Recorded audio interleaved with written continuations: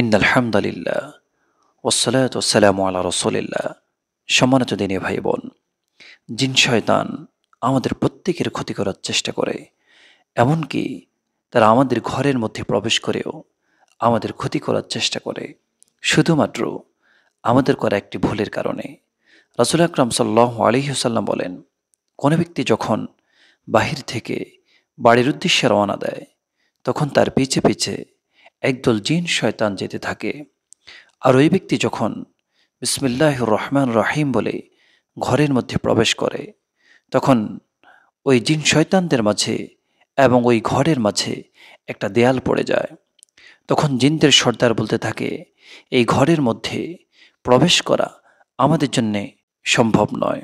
আর ওই ব্যক্তি যখন বিসমিল্লা না পড়ে ঘরের মধ্যে প্রবেশ করে, তখন ওই জিন শয়তান তার সাথে ওই ঘরের মধ্যে প্রবেশ করে, তার খাবারে অংশগ্রহণ করে।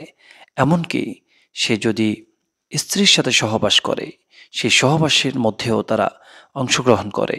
নাউযুবিল্লাহি মিন যালিক। সম্মানিত বন্ধুগণ, একবার চিন্তা করে দেখুন, আমাদের ছোট্ট ভুলের কারণে আমাদের কত বড় ক্ষতি হয়ে যাচ্ছে। রাসূলুল্লাহ সাল্লাল্লাহু আলাইহি ওয়াসাল্লাম বলেন, সন্ধ্যার সময় তোমরা অবশ্যই তোমাদের ঘরের দরজা এবং জানালা বন্ধ রাখবে।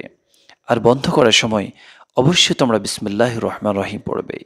কারণ বিসমিল্লাহ পড়া ব্যতীত যে ঘরের দরজা এবং জানালা বন্ধ করা হয়, ওই ঘরের মধ্যে জিন শয়তান প্রবেশ করে। সম্মানিত দিনী ভাই বোন, আমাদের করা ছোট্ট ভুলের কারণে আমাদের কত বিশাল ক্ষতি হয়ে যাচ্ছে। অথচ আমরা অধিকাংশ মানুষ এই ভুলটি করে থাকি। বিসমিল্লাহ না বলে আমরা ঘরের মধ্যে প্রবেশ করি। এমনকি আমাদের মা বোনেরা বিসমিল্লাহ না পড়ে ঘরের দরজা এবং জানালা বন্ধ করে।